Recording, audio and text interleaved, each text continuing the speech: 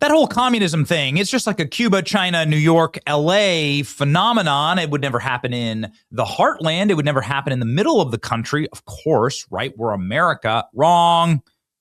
The daughter of an Ethiopian who is an anchor baby, right? And just had that ruling at the Supreme Court, just won against a 15-year Democrat incumbent, Diana DeGette, who you've probably never heard of her because she's just a psychotic radical leftist. She is one of the single most left-wing members of the Democrat Party.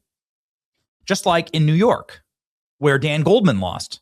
He was one, he's the guy who brought the impeachment charges against Donald Trump. And the guy in charge of the Hispanic caucus, Espaillat, he also lost. These are people with decades of incumbency under their belts, and they are losing to communists. They're losing to the communists. Meet Melat Kiros. Yep. Defeated Diana DeGette in a landslide here, right? So 41-51. She wins. And she becomes the next Democrat socialist, now from Colorado, to unseat not a Republican, not some squishy like Democrat, a blue dog. Oh, he voted, to confirm Kavanaugh or something. He voted for abortion or something. He voted, he was a pro-life Democrat. No, these are the hardened left-wingers that are being defeated by the communists. Okay, so understand the moment that we're in. So who's your newest member of Congress? Who's the new Ilhan Omar here, ladies and gentlemen? It's Melat Kiros. What is a Melat Kiros? Well, no one's quite sure. She's 29 years old. So she's like technically, I guess, Gen Z, right? And no surprise here, she hates America. Certainly got a makeover. Hates America. Yeah, I mean, it's like, again, here we go. I will not wait to abolish ICE and pass Medicare for all. We will not wait to end the genocide in Palestine. To put an end to the politics of the past, to get big money out of our politics, and to reject corporate PACs and APAC. They're so happy, they're happy people is what's wonderful about these people. We will not wait to end the genocide in Palestine. It's such a great time for the Supreme Court to say that any third worlder can come here and pop out a baby and they're an American. And here's your result, actually, because that's exactly what Hassan Piker's parents did. It's like they came over from Turkey, spent a week here, had Hassan Piker, raised him in Turkey as a communist Islamist, and then send him back here with full rights of an American citizen, full voting rights, now the right to go and influence our politics. And that's exactly what's happening. Look at here's Melat on Hassan's so they call this the Anchors Away podcast, and two anchor babies here saying that she's going to give full citizenship to every illegal migrant. Thank you, Republican Supreme Court. Thank you, dominant 6-3 Supreme Court Republican majority, for handing us this. This is the end of your country. That's here in this country. Petition ICE is just one step, right? Democrats have been in power multiple times over the last few decades and did nothing to address the immigration reform that we actually need. Expenditures, increased spending. Exactly. Yeah. And so I think there has to be an immediate pathway for every single undocumented immigrant that's here in this country today that does not require them to shell out thousands of dollars to go through the process, for it to take decades at a time to be able to get to citizenship, an immediate pathway to citizenship, and then just your citizenship, the birthright of your children, has been reduced to paper.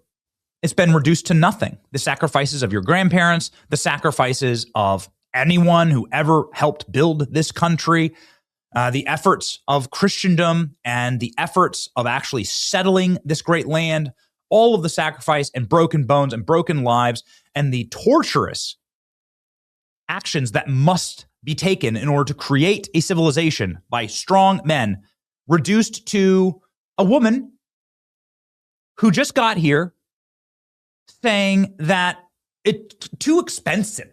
It's too expensive to become a citizen. The people who came here illegally and broke our laws, it's like too expensive. It like takes thousands of dollars. we got to get rid of that. We got to fix that. And what else we got to fix? Oh, the understanding of 9/11. And Melat Kiros says, we have too much. America deserved 9/11. Violence in the first place. That the 9/11 terrorist attacks on America were the inevitable consequence of American foreign policy?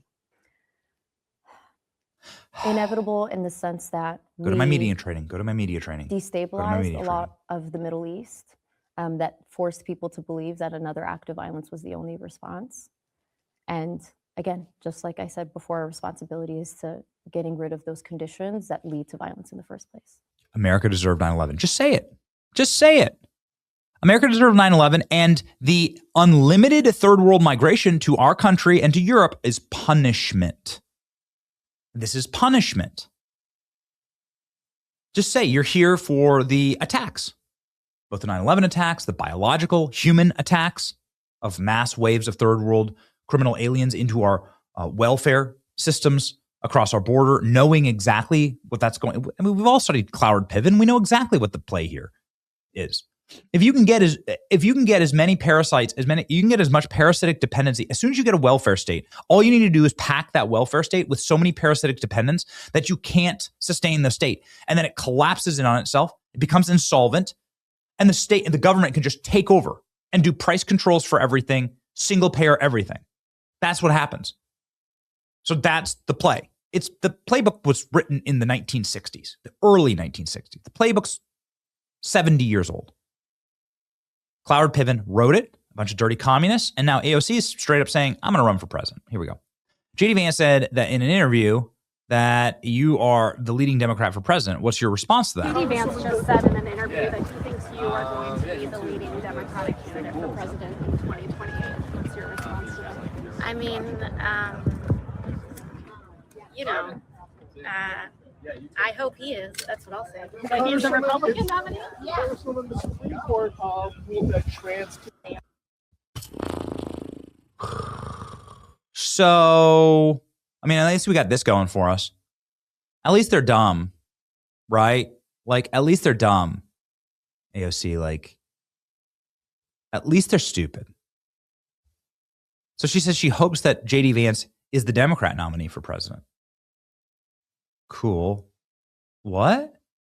Oh, then she had to be clarified. Of course, the reporters have to help her and say, you mean J.D. Vance is the Republican nominee? Uh-huh. Well, that wasn't the question.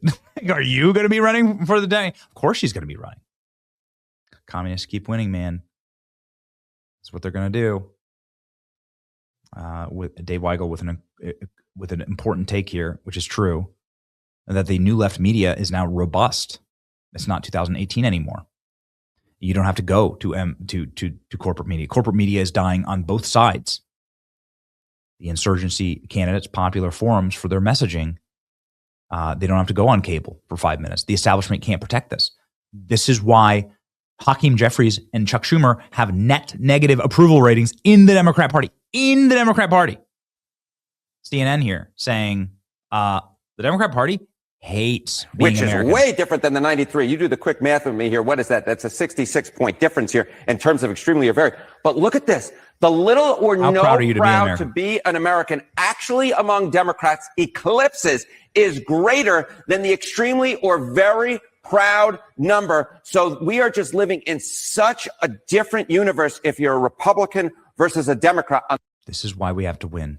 This is why we have to win. Look at this. Kamala Harris angling. Harris reaches out to socialist Mandami, pro-Palestinian activities and run up to 2028. Ooh, baby.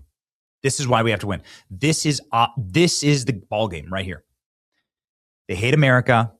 They're going to finish the job if we give them power. This is why I have no quarter. I cannot suffer anybody who's sitting here pulling at and ripping at our side. It is existential. We have to keep our coalition together. Sacrificing an election or a branch of the government to the left means the end. And Democrats have surrendered. They have no more power. The Clintons have no more power. It'll look like child's play. It'll look like the Clintons were protecting us from these people. Barack Obama will look like a right winger by the time they're done. Mondami just closed down Rikers Island. Just understand the time. Understand the time we're living in. And then hopefully you can reorient into why patriots must be in control. It's your boy Benny. Like, share, and subscribe.